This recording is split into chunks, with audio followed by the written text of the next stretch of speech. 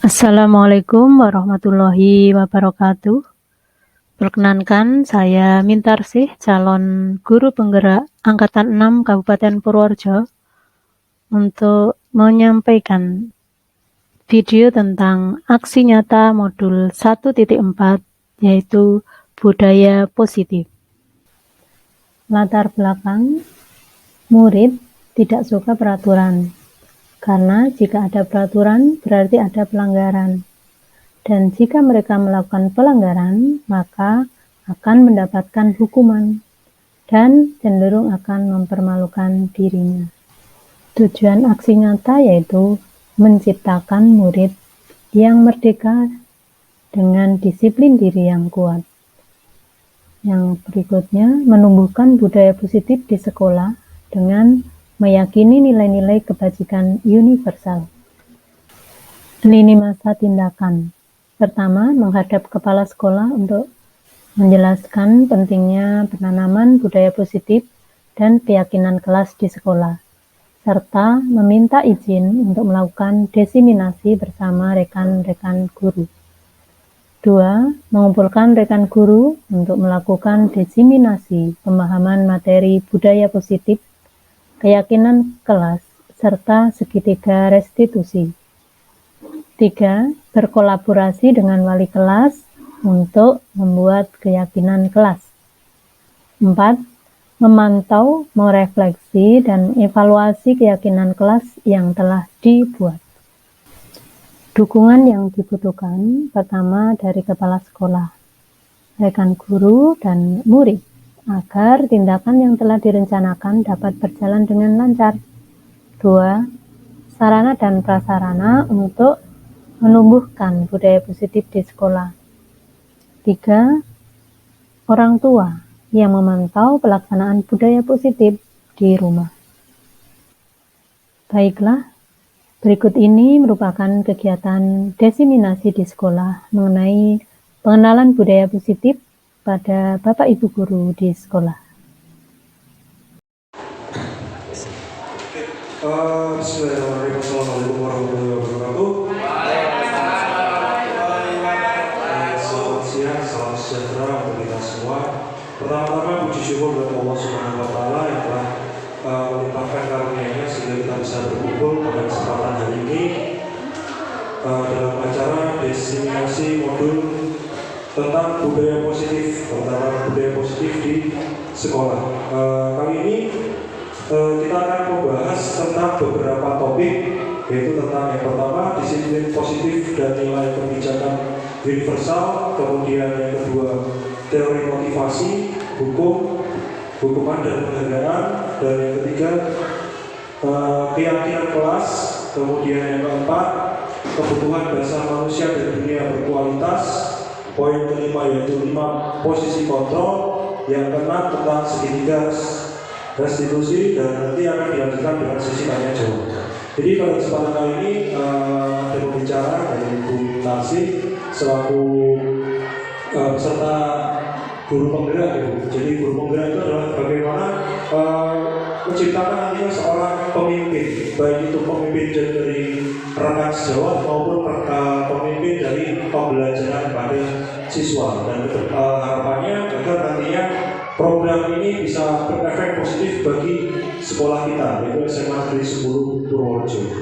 Untuk mempersingkat waktu, silakan kepada pembicara Ibu Mintarsih SPD, dipersilakan.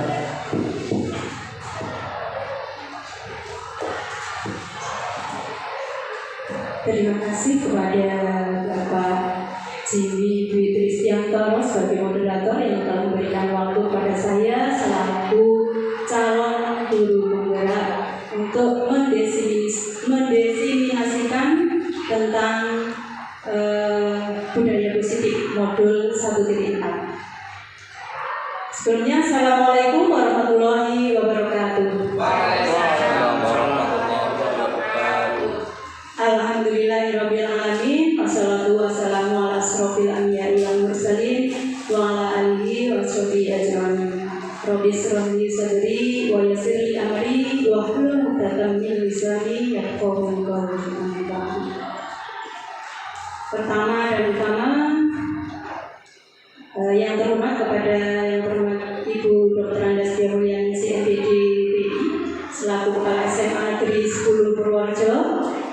Yang kami hormati Bapak Ibu Guru peserta desiminasi pada siang hari ini. Pertama dan utama marilah kita menjadikan puji syukur kehadirat Allah Subhanahu wa Ta'ala, karena pada siang hari ini kita masih diberi kesempatan untuk berkumpul di aula atau kelas ini dalam rangka desiminasi modul 1.4 yaitu tentang budaya positif. Sholawat serta salam senantiasa kita tujukan kepada junjungan kita Nabi Agung Muhammad Sallallahu Alaihi Wasallam yang senantiasa kita nantikan syafaatnya di perkenankanlah di sini saya untuk mendesiminasikan. Jadi mari kita belajar bersama ya, karena saya kebetulan di sini jadi calon guru penggerak dan ditugasi untuk mendesiminasikan atau menularkan kepada Bapak Ibu guru sekalian. Jadi di sini saya bukan merasa lebih pintar atau lebih bisa, jadi kita mari belajar untuk belajar bersama-sama. Mari kita bahas bersama-sama tentang budaya positif.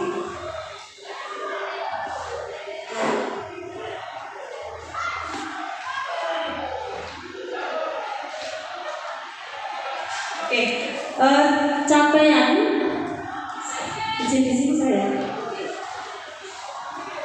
Capaian khusus modul 1.4 yaitu mendesiminasikan pemahaman calon guru penggerak mengenai konsep budaya positif yang di dalamnya terdapat konsep perubahan paradigma stimulus respon dan teori kontrol, kemudian 3 teori motivasi, perilaku manusia, motivasi internal dan eksternal, kemudian keyakinan kelas, hukuman dan penghargaan, kemudian 5 kebutuhan dasar manusia, 5 posisi kontrol guru, dan segitiga restribusi. Kemudian yang berikutnya menerapkan strategi disiplin positif yang memerdekakan murid untuk menciptakan ekosistem sekolah aman dan berpihak pada anak. Kemudian yang berikutnya menyusun langkah-langkah dan strategi aksi nyata yang efektif dalam mewujudkan kolaborasi dengan seluruh pemangku kepentingan sekolah agar tercipta budaya positif yang dapat mengembangkan karakter murid.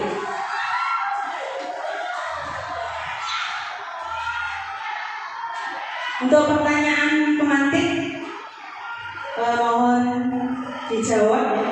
Nomor 1 atau begini aja. Nomor 1, hukuman dapat mendisiplinkan anak. Kira-kira siapa yang setuju tunjuk jari? Iya.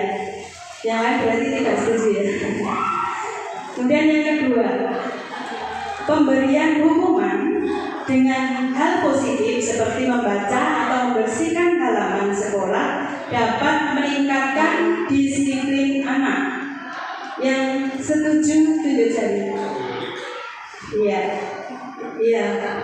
Jadi ternyata banyak ini yang setuju ya. Kemudian yang ketiga, tadi yang nggak setuju nomor 2 Putri.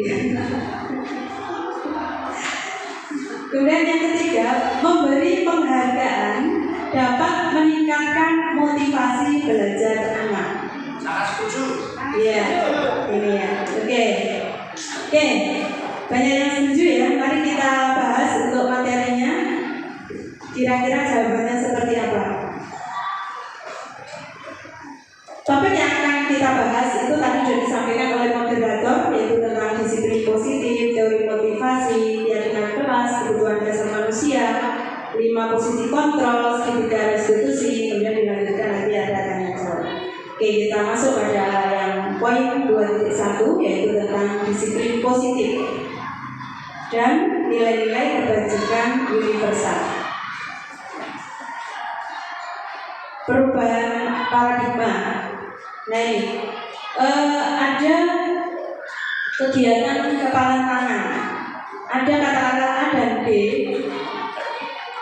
Anda dan teman Anda Sobeklah secari kertas kecil, tulis benda atau sesuatu yang sangat berharga untuk Anda. Letakkan di salah satu tangan Anda dan genggam benda sesuatu tersebut dengan segala daya. Buatlah sebuah kepalan. Kemudian teman Anda B akan mencoba dengan sekuat tenaga dengan berbagai cara untuk meminta Anda memberikan benda tersebut. B bisa membujuk, mengancam, menghardik, merayu, menyuap, apa saja agar dapat membuka kepalan tangan Anda. Apa yang terjadi? Kira-kira bagaimana? Oke, kita dengarkan dulu ya ilusinya. Perubahan paradigma teori kontrol atau teori pilihan. Ilusi guru mengontrol murid, ilusi bahwa kritik dan membuat orang merasa bersalah dapat menguatkan karakter. Kemudian ilusi bahwa semua muatan positif, efektif, dan bermanfaat. Ilusi bahwa orang dewasa memiliki hak untuk memaksa. Itu tadi. Tentang disiplin positif.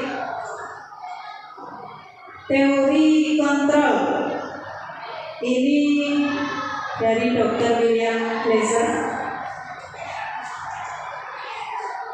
Teori kontrol,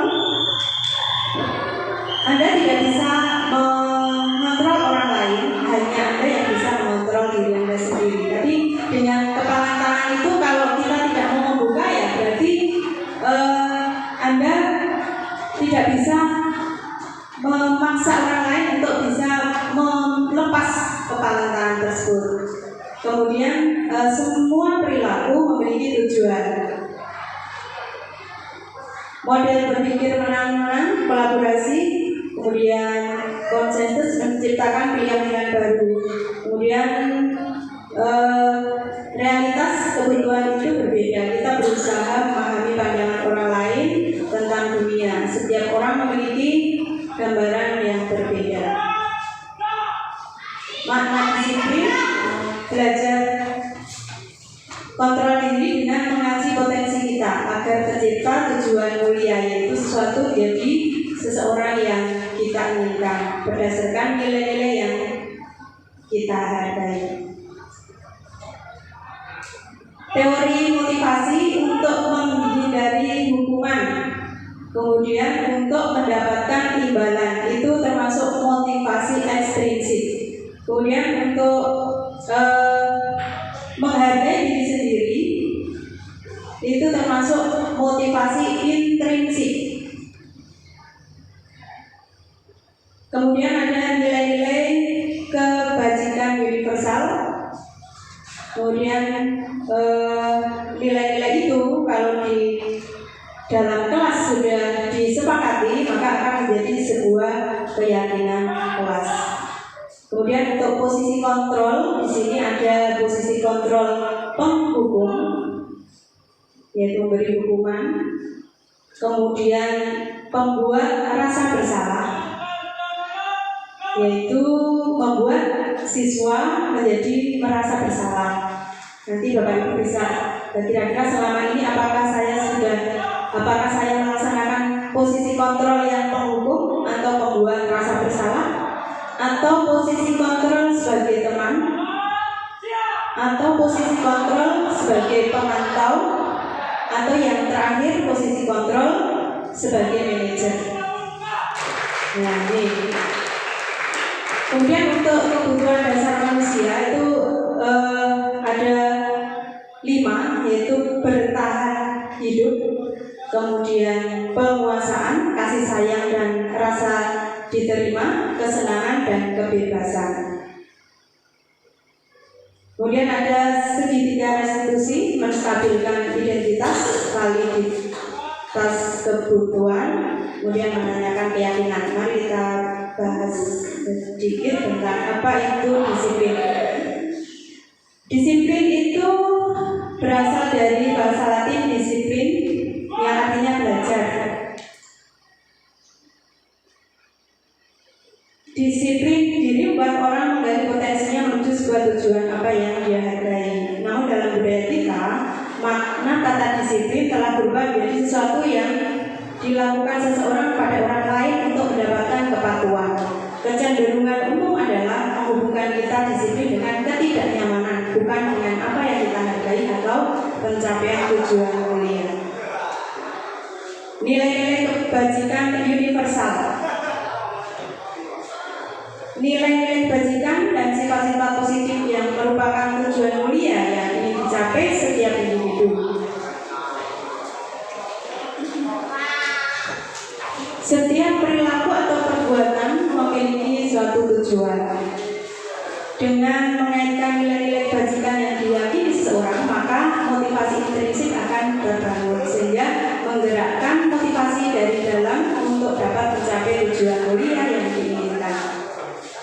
Nilai-nilai kebajikan yang ingin dicapai oleh setiap anak Indonesia kita kenal dengan di profil pelajar Pancasila, yaitu beriman, bertakwa kepada Tuhan Yang Maha Esa dan berakhlak mulia.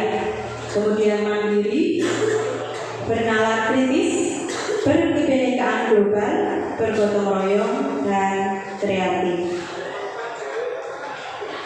Itu tentang tadi disiplin positif. Kita lanjut, nanti pertanyaan di belakang saja tentang eksplorasi konsep yang poin 2.2, teori motivasi, hukuman, dan penghargaan restitusi. Teori motivasi perilaku manusia itu ada yang pertama, untuk menghindari ketidaknyamanan atau hukuman. Apa yang akan terjadi apabila saya tidak melakukannya?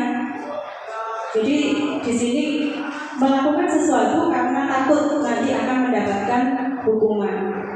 Kalau saya tidak menggunakan sepatu hitam misalnya, nanti saya akan dihukum. Nah ini jadi dia melakukannya semata-mata karena ada motivasi dari luar bahwa saya nanti takut ada hukuman.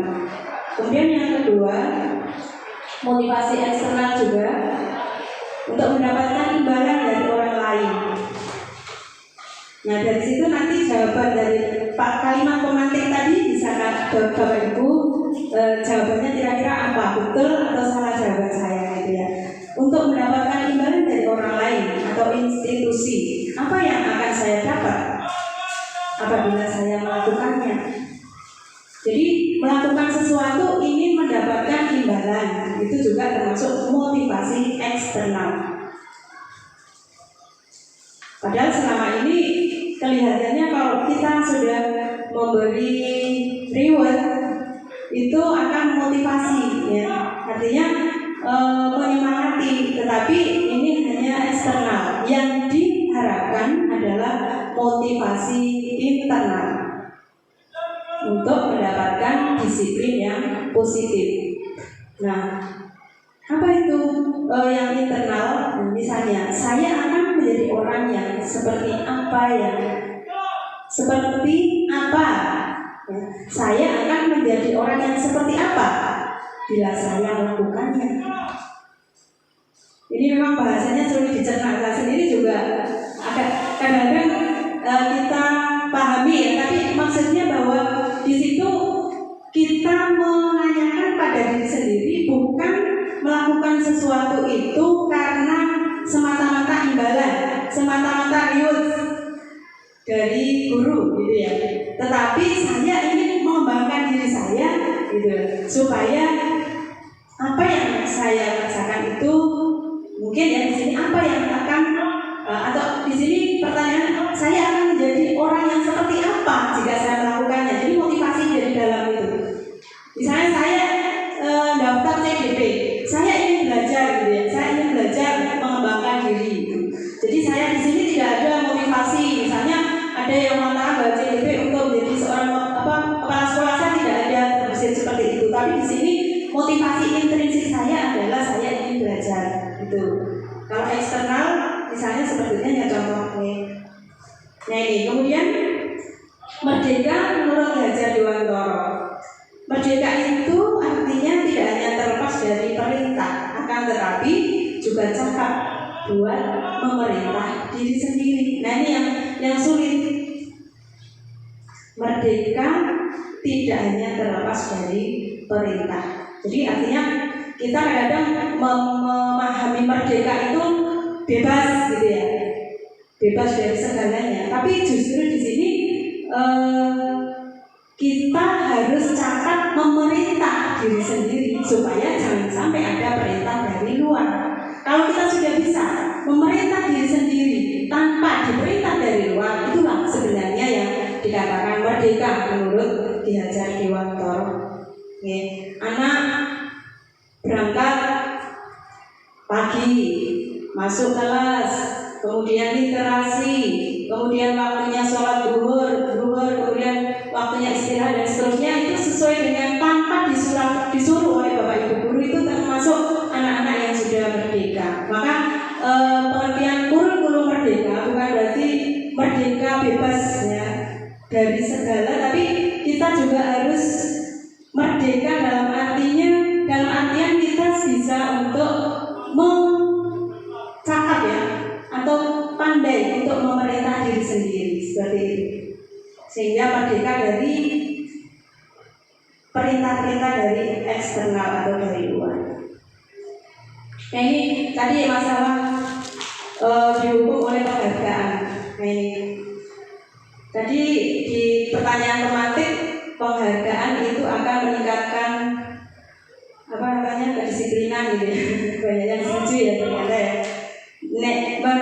Kalau menurut teori ini bahwa penghargaan, hukuman itu tidak begitu efektif gitu ya. Kalau menurut teori ini, nanti kita ikuti ke belakang. Penghargaan menghukum ya, jadi penghargaan itu menghukum, pengertiannya begini. Kalau adanya penghargaan itu menghukum bagi orang-orang yang tidak bisa mendapatkan penghargaan, dia akan terhukum, akan terbebani, barangkali seperti itu. Aku raiso gitu ya, seperti itu. Jadi akan membuat dia seperti itu. Dan penghargaan mengurangi ketepatan. Nah, misalnya ada sebuah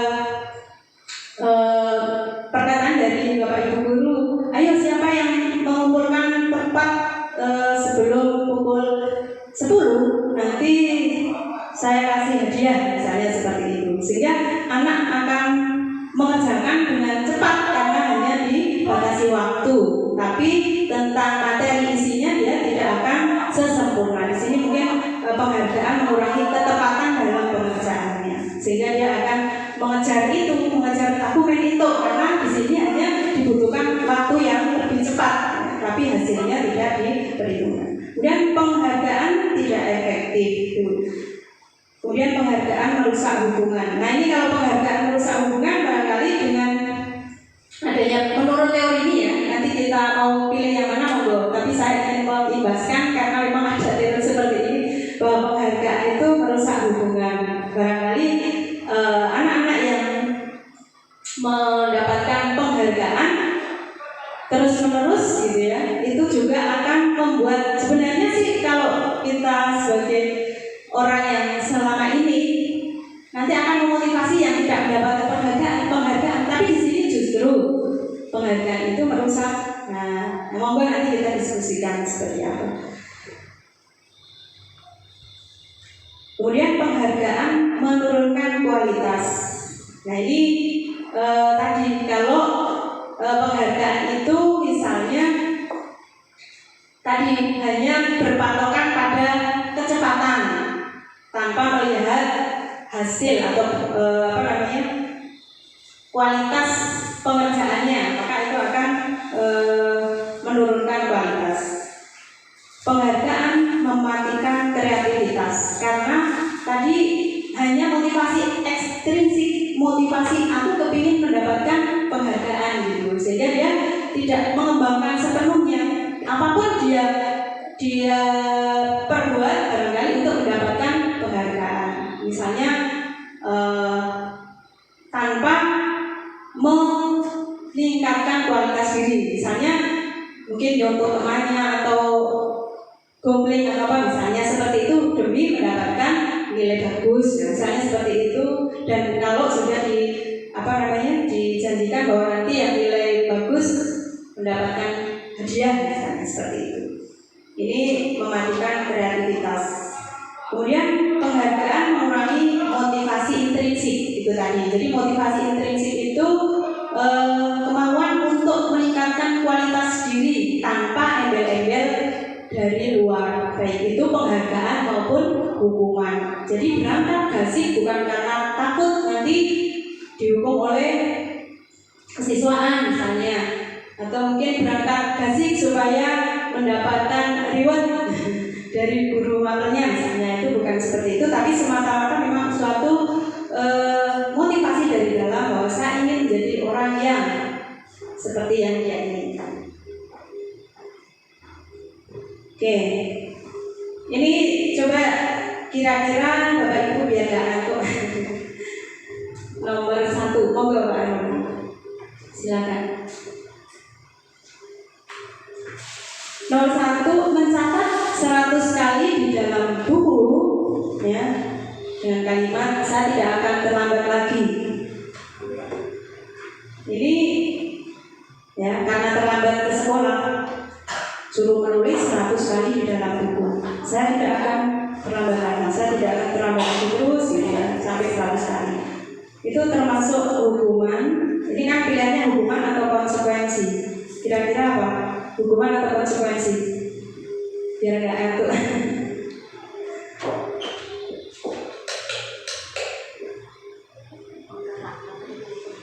Apa pilihannya? Hukuman, hukuman. Oke, nanti jawabannya kita lihat. Lanjut nomor 2 dulu. Lari mengelilingi lapangan basket 2 kali karena terlambat hadir di sekolah. Hukuman atau konsekuensi? Hukuman.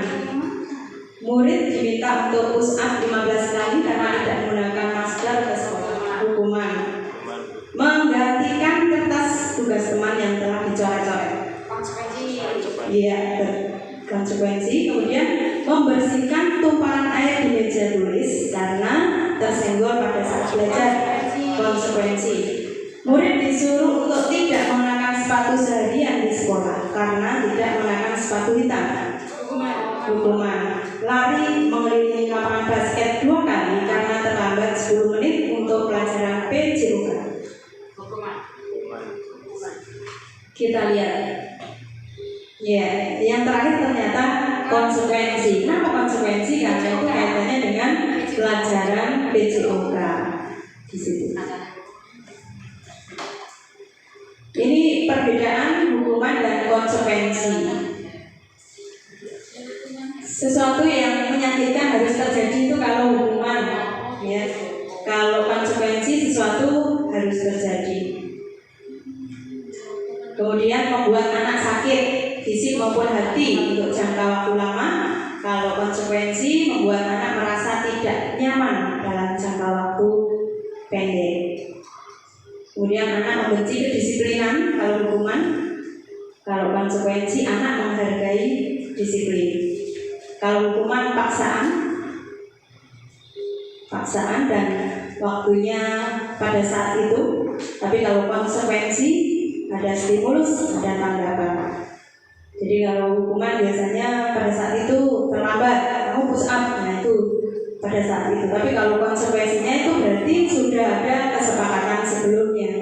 Nanti kalau di kelas kamu datang terlambat bagaimana?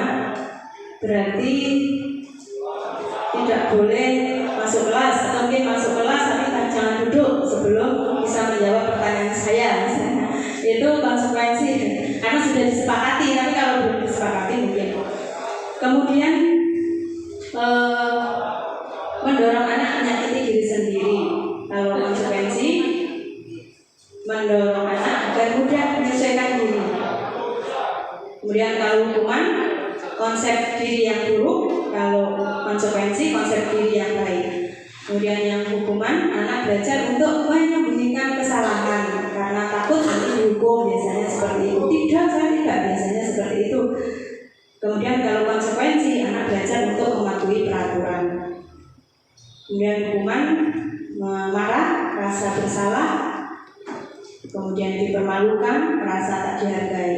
Tapi kalau konsekuensi kehilangan hak, dibuat tidak nyaman, diasingkan untuk sementara. Ini seperti itu ya, untuk antara konsekuensi dan hukuman. Nah ini kalau dengan restitusi, ini tingkatannya itu lebih baik ya, dari hukuman, konsekuensi, restitusi. Restitusi itu tadi kalau hukuman sudah kita bahas ya, kemudian konsekuensi sudah. Restitusi merupakan pilihan menguatkan untuk murid dalam jangka waktu panjang. Korban mendapatkan ganti, murid atau anak mendapatkan penguatan. Masalah terpecahkan, murid belajar bertanggung jawab untuk perilakunya. Kemudian fokus pada pemecahan masalah dalam jangka waktu panjang. Kemudian apa yang kamu yakini? Ini untuk pertanyaannya. Apa yang bisa kamu lakukan untuk dapat memperbaiki masalah ini? Ini seperti itu. Tapi kalau hukuman, peraturannya adalah ini, kamu harus ini ya, seperti itu. Lebih ke tegasan. Jadi kalau restitusi lebih mengajak siswa untuk berpikir ke dalam apa yang kamu yakini. Apakah perbuatan sudah betul menurut kamu? Apa peraturan atau keyakinan kelas yang sudah kita sepakati? Misalnya aturannya ketika sebelumnya sudah membuat keyakinan kelas dan membuat kesepakatan kelas seperti itu.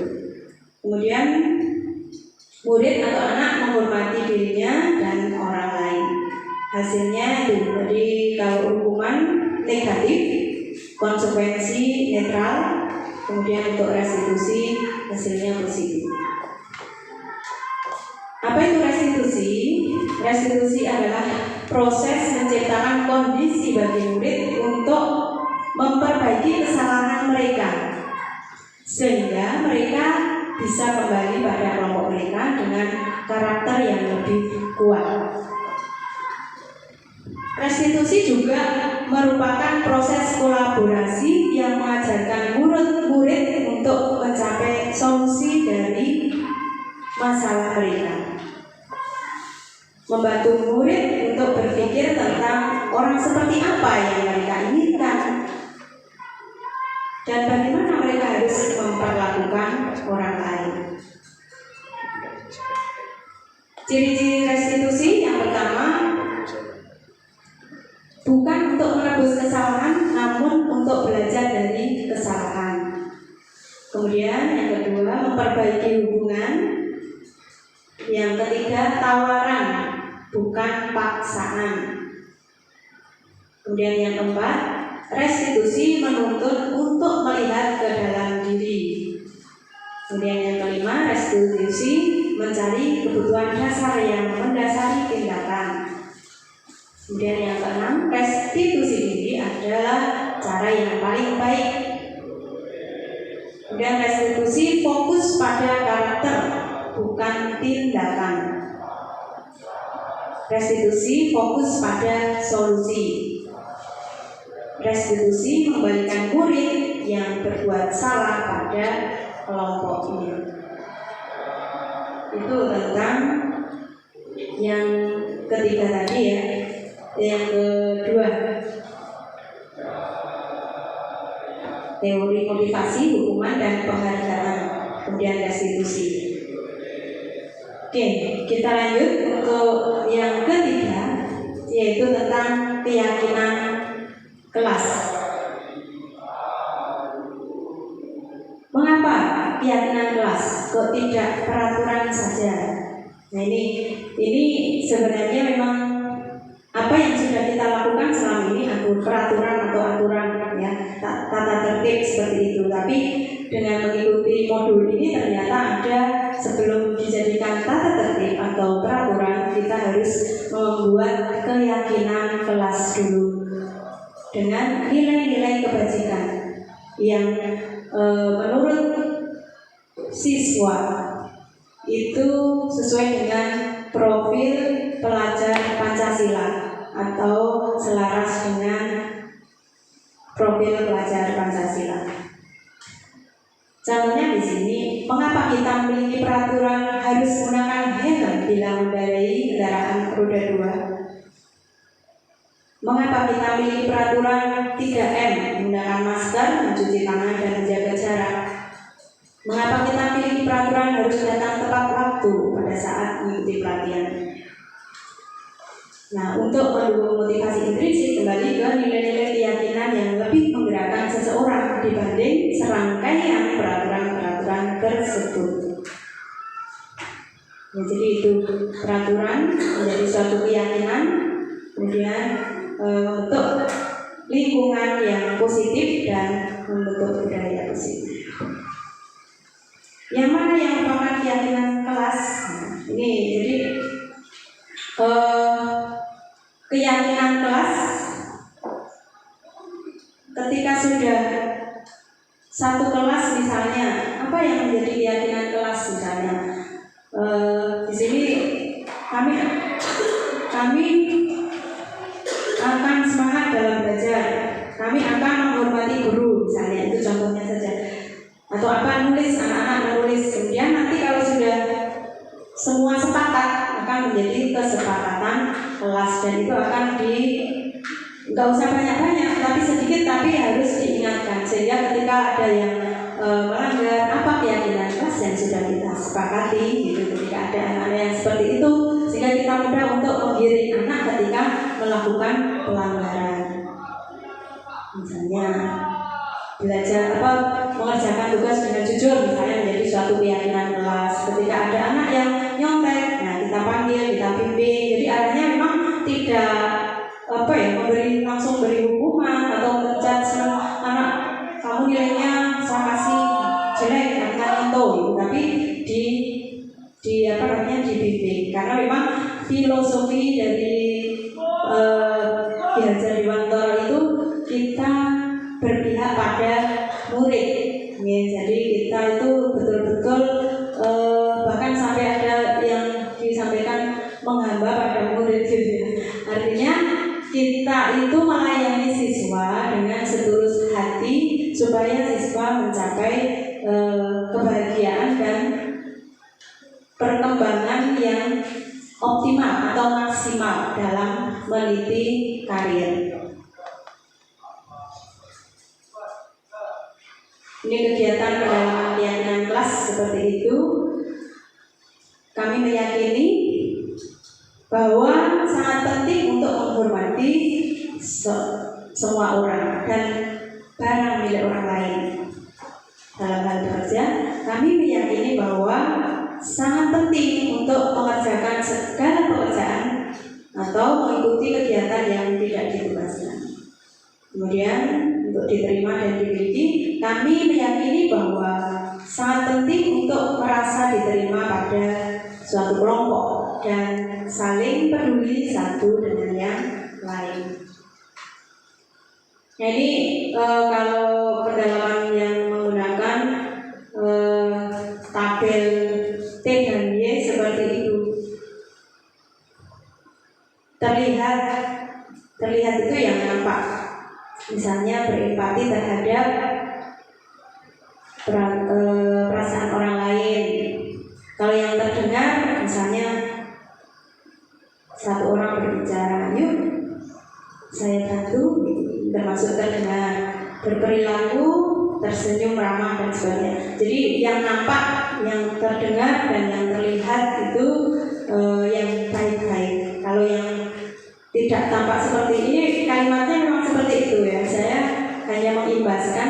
Jadi kalau yang tidak tampak seperti berarti negatif. Misalnya yang tampak seperti datang tepat waktu, yang tidak tampak seperti berarti sering hadir terlambat dan seterusnya. Jadi lawannya seperti itu. Kemudian untuk peraturan dan keyakinan kelas, selalu kembalikan buku di tempatnya. Kemudian dilarang mengganggu orang lain, hadir di sekolah 15 menit sebelum pembelajaran dimulai, dilarang melakukan kekerasan, dilarang menggunakan narkoba,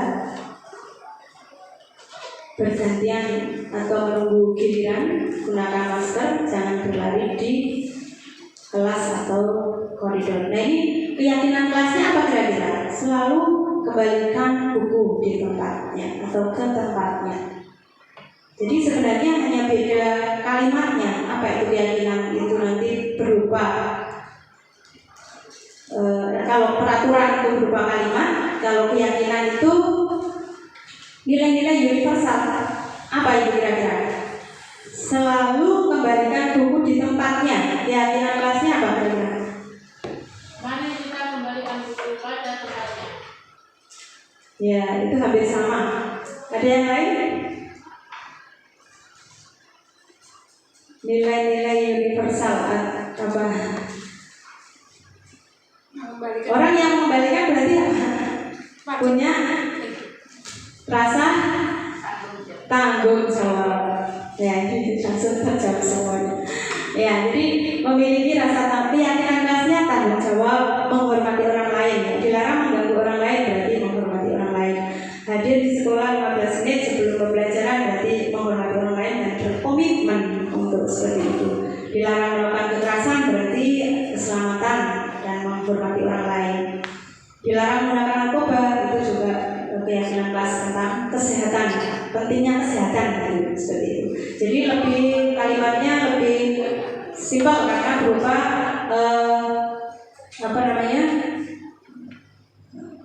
nilai-nilai universal seperti itu. Nilai-nilai umum yang diyakini di kelas. Jadi silakan nanti Bapak Ibu bisa membuat keyakinan kelas utamanya yang diwali kelasi bisa. Mari kita buat keyakinan kelas kita misalnya seperti itu. Nanti kalau sudah disepakati menjadi kesepakatan kelas dan itu ditulis di depan. Misalnya pakai kertas ya, atau menulis juga nggak apa-apa, tapi nanti diingat-ingat keyakinan kelas kita apa, bertanggung jawab. Nanti kalau seperti itu ada masalah, kita tinggal mengingatkan kepada anak apa keyakinan kelas yang sudah kita sepakati. Nah, apakah itu sudah sesuai dengan keyakinan yang sudah kita sepakati? Seperti itu. Jadi arahnya seperti itu, sehingga anak akan berpikir ke dalam dan arahnya seperti tidak langsung memberi hukuman atau yang lain. Itu teori yang disampaikan ya, dan kalau nanti ada yang kurang pas atau yang harus dibetulkan. Kita lanjut yang keempat ya, yaitu tentang kebutuhan dasar manusia dan dunia berkualitas. Jadi kebutuhan dasar manusia itu ada 5. Yang pertama bertahan hidup, yang kedua kasih sayang dan rasa diterima, kemudian yang berikutnya penguasaan, kebebasan dan kesenangan. Nah ini kaitannya dengan keyakinan kelas atau juga permasalahan-permasalahan siswa yang dihadapi siswa di kelas biasanya. Itu kita juga bisa melihat dari barangkali siswa tersebut tidak terpenuhinya kebutuhan dasar yang dimiliki, sehingga ketika anak di kelas serta-merta memakan makanan milik teman-temannya ya, misalnya ya, yang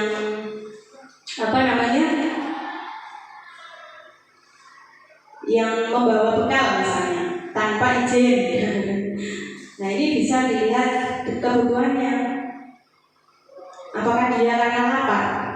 Kalau lapar ya berarti harus ditanya, kamu tadi sudah sarapan belum? Nanti diarahkan, intinya dibimbing. Barangkali kalau dia karena lapar berarti dia memenuhi kebutuhan untuk bertahan hidup.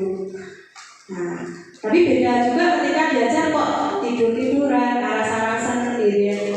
Kita juga tanyakan dari segi itu anak, kenapa sih kamu, apakah ngantuk atau ada masalah apa? Nah, ketika seperti itu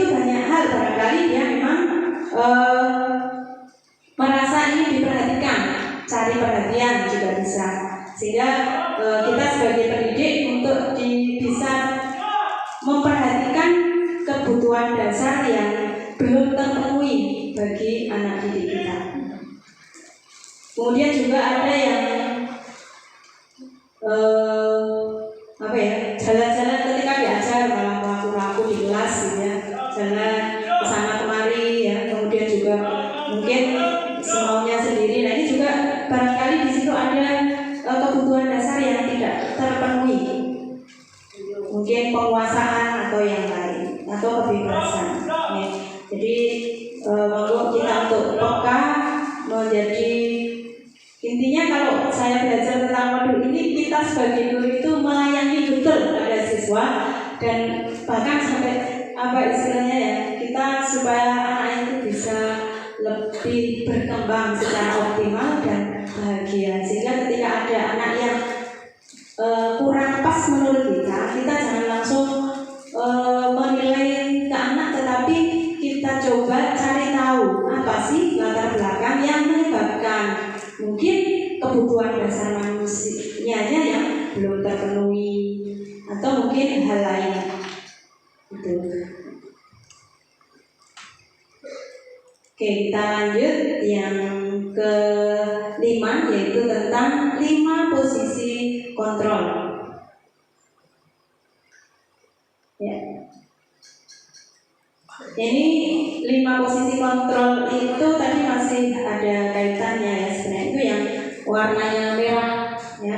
Ada posisi kontrol menghukum, kemudian membuat orang merasa bersalah, kemudian teman, pemantau, dan manajer. Nah ini, terus apa bedanya? Bisa Bapak Ibu Resani di situ bisa untuk penghukum. Di sini guru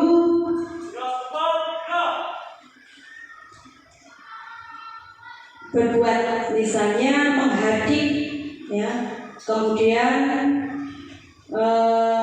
menyakiti, menyindir. Ini termasuk penghukum. Guru berkata, kalau kamu tidak melakukan, awas. Nah, jadi kata-katanya juga awas ya, semacam mengancam, ancaman dan sebagainya. Nah, ini apa hasilnya kalau menurut teori ini? Hasilnya akan menjadikan anak memberontak, menyalahkan orang lain, bahkan bisa berbohong demi dia tidak dihukum.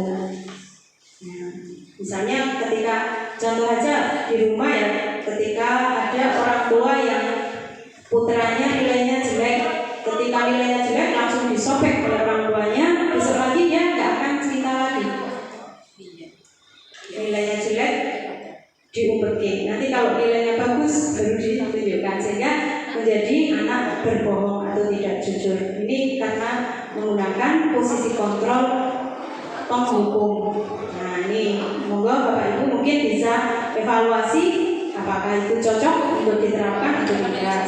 Kemudian mencetak murid kaitannya dengan dunia berkualitas, murid meletakkan guru di luar dunia berkualitas. Kemudian murid berkata, biarkan saja, nanti juga mereka juga kalah lagi dan seterusnya.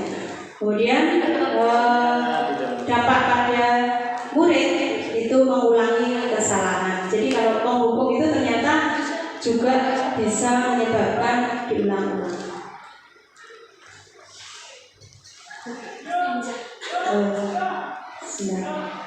Kemudian yang berikutnya membuat orang merasa bersalah ya. Jadi guru berkata,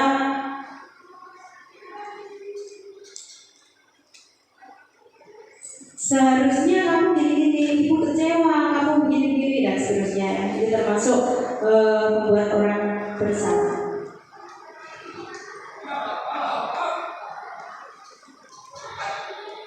Kemudian untuk hasilnya juga menyembunyikan atau menyangkal dan berbohong. Kemudian murid meletakkan guru di dalam dunia berkualitas.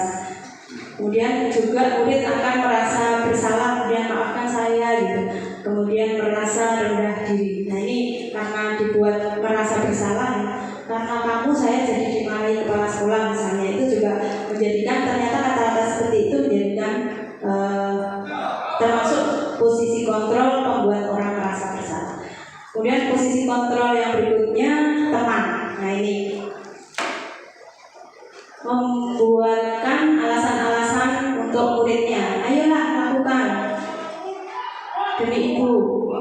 Nah ini kalau teman lebih lembut lagi. Kalau menghukum itu keras biasanya dengan kata-kata yang lebih membentak-bentak ya. Kalau teman itu lebih bersahabat. Tapi biasanya posisi teman itu akan menjadi ketergantungan pada guru yang seperti teman tersebut. Kemudian yang berikutnya posisi kontrol pemantau, menghitung dan mengukur. Nah ini jadi misalnya seperti tadi ketika terlambat 10 menit untuk pelajaran PJOK, karena kamu terlambat maka kamu lari, teman-temannya tadi sudah lari. Jadi dipanggil seperti itu. Atau mungkin ketika pelajaran dia juga terlambat, juga ada bapak ibu yang menggunakan posisi kontrol pemantau, karena kamu terlambat 15 menit maka teman-teman kamu istirahat, kamu sekarang di kelas mengerjakan tugas ini sampai selesai. Seperti itu pemantau. Jadi menggantikan, kalau pemantau itu lebih ke arah menggantikan sesuatu yang hilang dengan hitung-hitungan waktu atau hitung-hitungan materi yang disampaikan. Kemudian manajer. Nah ini manajer yang menggunakan restitusi tadi. Apa yang kita yakini, apa yang bisa kau kerjakan untuk memperbaiki masalah ini. Jadi arahnya ke mengajak siswa untuk mengintrospeksi diri ke dalam, seperti itu, dan menguatkan pribadi. Murid meletakkan dirinya sebagai individu yang positif dalam dunia berkualitas. Bagaimana caranya saya bisa memperbaiki keadaan, dan sebagainya. Ini ya.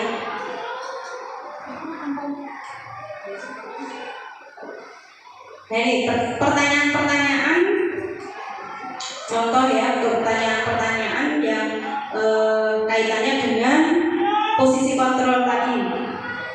Saya kecewa sekali dengan kamu. Nah ini termasuk membuat orang bersalah. Penghukum contohnya, kamu tidak pernah benar melakukannya. Nah, jadi nadanya juga agak tinggi. Kalau teman, ayolah lakukan demi ibu.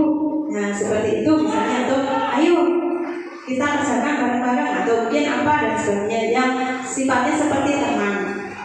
Nah ini termasuk posisi kontrol ya, teman. Kemudian pemantau, apa yang kamu mau, apakah kamu mau mendapatkan stiker bintang hari ini, gitu kan, pemantau. Jadi lebih lebih bersahabat ya, tetapi ada hasil. Kemudian bagaimana kamu bisa menyelesaikan masalah ini? Nah ini termasuk manajer, posisi kontrol manajer, menggunakan segitiga restitusi. Nah, untuk yang berikutnya penghukum juga ini keras. Kamu selalu yang paling akhir misalnya. Nah, jadi nadanya juga agak ketus gitu. Ini antara peraturan pemantau, kemudian konsekuensi atau hadiah. Kemudian nilai-nilai manajer dan peran. Jadi kalau kamu tidak titik-titik, saya akan titik-titik. Ini diberi hukuman untuk membuat tidak nyaman. Ya, jadi peraturan itu biasanya berkaitan dengan hukuman. Nah ini ada pemantau, peraturan, dan konsekuensi. Ini berkaitan dengan hukuman. Tapi kalau nilai-nilai, tadi nilai-nilai universal itu apa yang kamu yakini? Itu pertanyaannya. Bagaimana memperbaiki masalah ini menurut kamu? Nah, kan? Jadi lebih ke arah siswa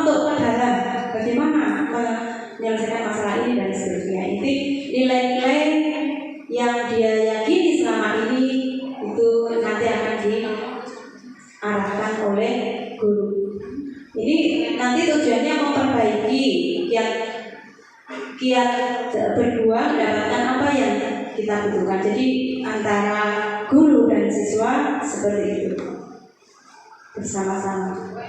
Yang terakhir ya, segitiga restitusi. Yang segitiga restitusi ini sebenarnya juga tadi menggunakan posisi kontrol manager.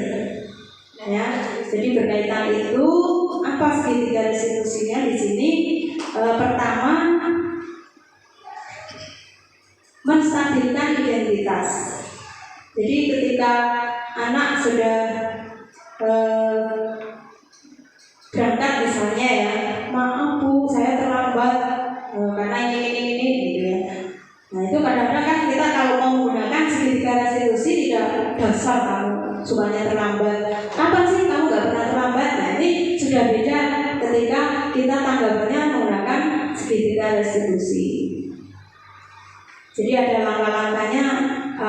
Setiap orang pasti pernah melakukan kesalahan. Kamu bukan satu-satunya yang pernah melakukan salah. Nah tapi baru merasa satu apa istilahnya ya dengan siswa. Tetapi setelah itu kita kembalikan untuk validasi kebutuhan ya. Jadi kamu tentu punya alasan mengapa. Nah jadi tidak langsung ngomong sih gue telat ya. Jadi langsung itu enggak, tapi kita berpihak ke siswa dulu.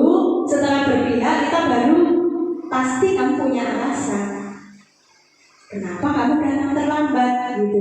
Jadi anak itu memang pelan-pelan Bu.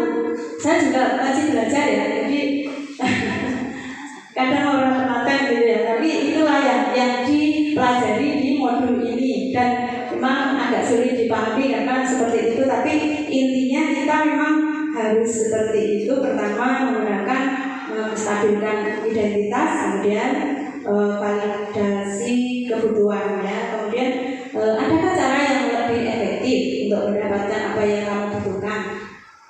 Nah ini jadi pertanyaan itu juga kembali ke siswa. Kemudian setelah itu baru menanyakan keyakinan. Nilai-nilai apa yang telah kita sepakati yang kamu langgar? Itu misalnya. Jadi anak diingatkan pada kesepakatan kelas kemarin.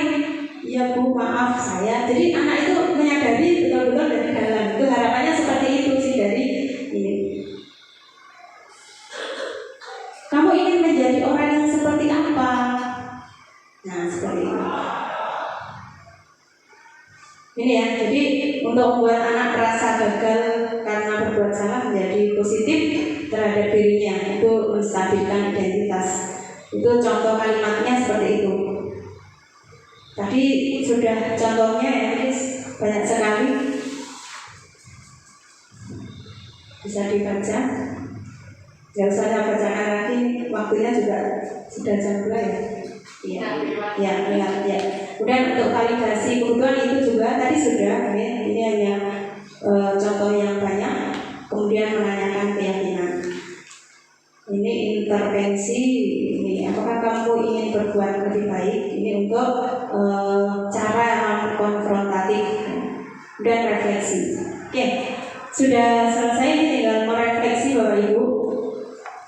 Yang pertama, hal baru apa yang Bapak Ibu dapatkan setelah kegiatan diseminasi ini? Jadi apa yang saya sampaikan tadi barangkali ada yang konfrontasi tidak cocok gitu ya. Nah itu kalau selama ini bagaimana? Ya monggo nanti bisa ada yang menjawab. Kemudian yang kedua, perasaan apa yang muncul selama mengikuti sesi ini? Khususnya mengenai makna disiplin dan motivasi intrinsik. Misalnya perasaan saya nggak cocok, nggak sesuai atau mungkin yang lain monggo nanti disampaikan ada yang wakili. Kemudian yang ketiga, peran seperti apakah yang Bapak Ibu telah lakukan sebelum mengikuti sesi diseminasi ini? Mungkin selama ini apa yang sudah dilakukan. Dan yang keempat, Bapak Ibu akan menjadi orang yang seperti apakah setelah mengikuti diseminasi ini. Oke, ini untuk refleksi, tapi sebelum refleksi barangkali ada pertanyaan dulu. Mohon maaf, saya kembalikan ke moderator dulu ya. Monggo sebentar, nggak apa-apa. Kalau nggak ada, nggak apa-apa. Terima kasih. Beri tepuk tangan dulu untuk pemateri. Paparan yang sangat luar biasa dan mencerahkan kita semua terkait dengan bagaimana mendisiplinkan, terutama mendisiplinkan diri sendiri. Kemudian di sini bahwa ternyata rewards dan punishment itu juga tidak hanya berdampak baik, tetapi ada sisi negatifnya juga. Bagaimana nanti ternyata karakter lain itu bisa muncul dari situ. Ini pembahasan yang sangat menarik. Kemudian untuk selanjutnya kami buka sesi pertanyaan. Barangkali dari Bapak dan Ibu Guru ada yang mau ditanyakan, silakan.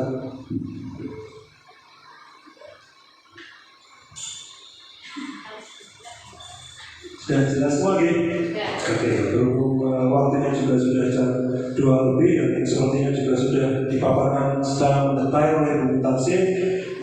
Kita akhiri saja. Sebelumnya ada kesimpulan bagaimana ternyata memotivasi dan membuat sisi positif siswa pertama ini tugas yang berat. Bagaimana metode yang digunakan selama ini untuk mendisiplinkan ternyata juga ada dampak negatifnya seperti itu.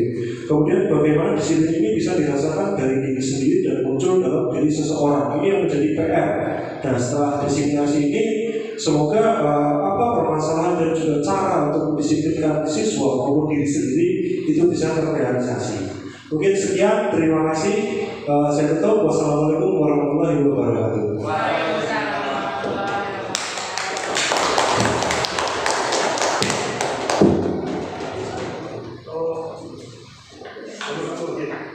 Untuk refleksi, mohon maaf, ada yang mau menjawab tadi? Silakan.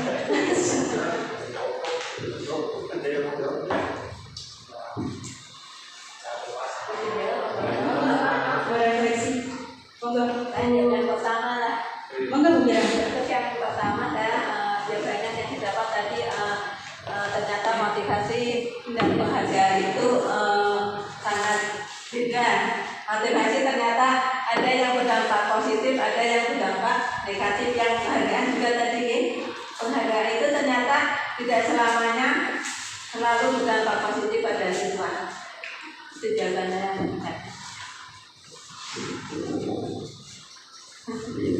Nomor 2 juga ada nomor sekarang. Perasaan saya selama ikuti destinasi dari Bumi Tarsih sangat senang karena mendapat wawasan dan tambahan ilmu tentang motivasi dan penghargaan untuk siswa. Terus sekarang seperti apa? Putri. Terima kasih untuk menjawab kemerdekaan. Peran seperti apakah yang Bapak Ibu telah lakukan sebelum mengikuti diseminasi ini? Sebelum mengikuti diseminasi ini, saya juga sudah berperilaku baik terhadap siswa sebenarnya. Tapi menurut sudut pandang saya, Bu, misalnya ada anak terlambat, saya cuma kelakar saja. Ya Allah, ya Allah, ya Allah, seperti itu. Nanti ayo istighfar semuanya. Astagfirullah. Jadi pendekatannya ke agama. Jadi tidak memberi punishment, tidak memberi. Ya solusinya cuma istighfar seperti itu. Terima kasih. Terakhir sekalian. Oh, gitu. Bapak Ibu akan menjadi orang yang seperti apakah setelah mengikuti diseminasi ini? Ya, untuk menjadi seperti apakah itu sangat sulit sebenarnya, itu karakter yang kita miliki. Setidaknya pendekatannya memang sayang kepada anak itu seperti anak kita sendiri kalau di kelas itu. Jadi tidak ada kata-kata kasar harusnya, sangat disayang. Bahkan bisa diajari menjawab ulangan, jawab salah aja lebih nilai mesakme gitu. Usahanya saya hargai. Nah seperti itu. Banyak pendekatan ke agama kalau saya terima kasih.